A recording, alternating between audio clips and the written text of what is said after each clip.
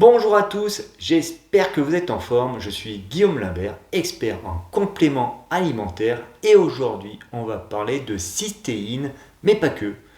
On va aussi parler de NAC pour N-acétylcystéine.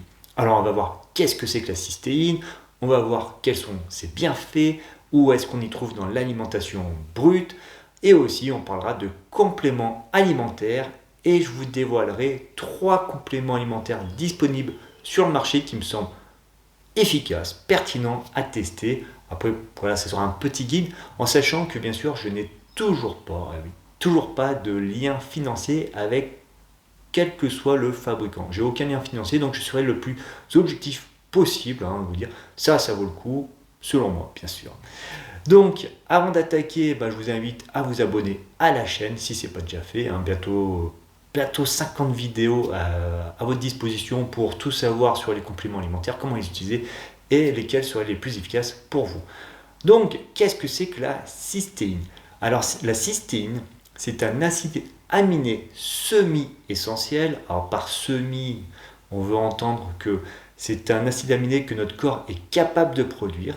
Notre corps, en fin de compte, grâce à la méthionine, la sérine, mais pas que, il va aussi utiliser la vitamine B6 et la vitamine B12 pour en produire. Donc, comme d'habitude, plus notre alimentation est équilibrée et complète, meilleure soit notre hygiène de vie, on fait un peu du sport, etc., plus notre corps sera capable d'en produire. Mais par semi-essentiel, ça veut dire que la production interne n'est pas suffisante, donc il faut y apporter de façon externe. Et ouais. Et quels seraient les bienfaits de cette cystéine? Alors, elles sont nombreuses, mais surtout, elle est connue pour sa capacité à permettre la production de glutathion. Alors, ça mériterait une vidéo complète sur le glutathion, mais en gros, le glutathion, c'est antioxydant, détoxifiant, ça pourrait permettre de ralentir le vieillissement, ça serait intéressant aussi pour renforcer notre système immunitaire. Bon, bref, plein d'effets hyper intéressants. Alors pourquoi pas se complémenter directement en glutathion? Tout simplement parce que la complémentation en glutathion est beaucoup moins efficace que si vous prenez de la cystéine. Vous voulez augmenter votre glutathion, plutôt que prendre du glutathion qui ne marche pas trop bien, c'est mieux de prendre la cystéine, tout simplement. Après la cystéine, d'autres bienfaits, notamment pour la peau et les cheveux, parce que pareil, elle joue un rôle sur la production de kératine. Et la kératine, justement, ça joue sur la qualité de votre peau et de vos cheveux. Donc, si en plus vous avez une belle peau, c'est aussi intéressant d'utiliser cette fameuse cystéine. Alors, où est-ce qu'on trouve cette fameuse cystéine? Dans l'alimentation. Qui dit acide aminé dit protéines, donc comme d'habitude on y trouve dans la viande, le poisson, les laitages, les oléagineux, les légumineuses. En termes de légumes, on trouve aussi dans les oignons, dans l'ail, dans le brocoli. C'est assez varié, mais en gros on y trouve avant tout dans des produits riches en protéines. Petite parenthèse, on y trouve aussi, si vous utilisez ce complément alimentaire extrêmement populaire, la whey protein. Et oui, la whey protein contient pas mal de cystéine, donc c'est vrai que c'est un complément à prendre en compte. Donc si vous prenez déjà de la whey, pas mal de viande, de poisson, etc., peut-être que votre dosage en cystéine, il est pas trop mal. Alors, maintenant la question c'est cystéine, quoi. Les fabricants, ils proposeront de la L-cystéine, c'est pour l'acide aminé, ou est-ce qu'il faut mieux utiliser la NAC, N-acétylcystéine? Et ouais, donc la NAC, c'est un dérivé de cette fameuse cystéine. Ceci dit, la fameuse NAC serait mieux assimilée par l'organisme, donc plus efficace. Et en plus de ça, la cystine, la L-cystine, comme je viens de le dire, elle se trouve assez facilement dans l'alimentation au quotidien. Donc pour moi, clairement, par rapport à son efficacité et aussi sa rareté, pour moi, il faut mieux utiliser, si vous voulez essayer la cystine, plutôt la NAC, donc N-acétylcystéine. Et d'ailleurs, qu'est-ce que disent les études? Alors, je vous mets quelques études dans le descriptif.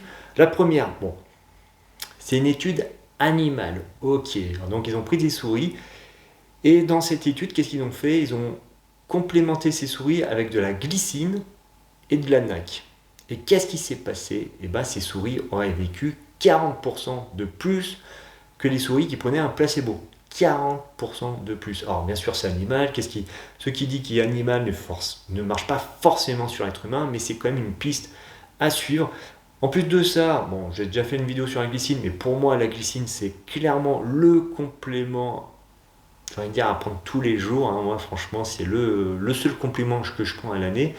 Donc peut-être que vous avez déjà de la glycine dans votre placard, donc c'est vrai que ça peut être bien de faire cette fameuse combinaison glycine plus NAC pour vivre plus longtemps en meilleure santé. En plus de ça, toujours avec des études scientifiques, la NAC permettrait, donc ça ils ont fait des expériences avec des cyclistes, de pédaler plus longtemps, plus vite et de mieux récupérer. Bref, quand même plein d'effets intéressants.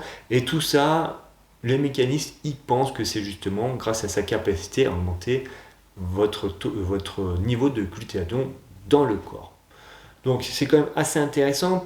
Petit bémol, la NAC pourrait, sur les individus, générer des petits problèmes au niveau intestinal. Donc intéressant d'augmenter progressivement les dosages. Et justement, parlant de dosage, on va parler maintenant de compléments alimentaires. Donc je vous en ai choisi 3, hein, comme je vous l'ai annoncé dans cette vidéo.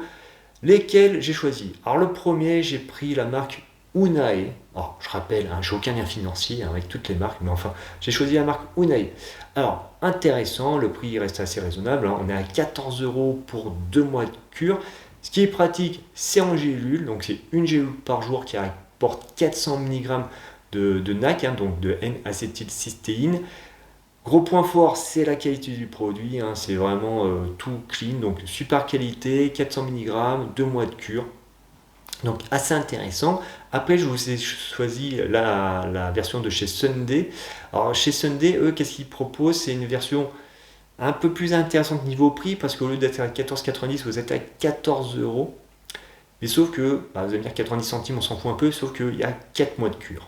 Et ouais, au lieu de 2 mois de cure, vous avez 4 mois de cure. Et aussi, votre avantage, au lieu d'être sur du 400 mg, vous êtes sur du 600 mg de NAC. Donc, un meilleur dosage, un peu plus longtemps. Après, la qualité peut-être un peu meilleure chez Unai. Mais après, est-ce qu'on va vraiment sentir une grande différence? À voir. Et enfin, bon, quand même, parce que là, les deux versions que je vous propose, c'est 2 versions en gélule. Moi, perso, vous me connaissez quoi. Peut-être pas, c'est votre première vidéo peut-être avec moi. Moi, je suis pas fan des gélules. Je préfère la poudre, hein, voilà. Même si maintenant les fabricants font beaucoup d'efforts sur la qualité des gélules, moi, je préfère éviter les gélules. Donc, je préfère la version en poudre. Et là, donc, j'ai choisi la version de chez Bulk. Alors, Bulk, il vous propose quoi? Donc, il y a plusieurs dosages. Bon, je suis parti sur le dosage de 100 grammes à moins de 12 €. On va dire quasiment 12 € pour 100 grammes. Et ce qui est intéressant, c'est que le dosage est un petit peu plus costaud. C'est-à-dire que là, c'est un peu plus contraignant parce que c'est pas une gélule, il faut prendre la petite dosette. Mais la dosette apporte 700 mg par prise et eux, ils conseillent jusqu'à 2 fois par jour. Donc, on monterait même jusqu'à 1,4 g de NAC, donc un dosage beaucoup plus élevé que les versions en gélule. C'est aussi moins onéreux, c'est un peu moins pratique.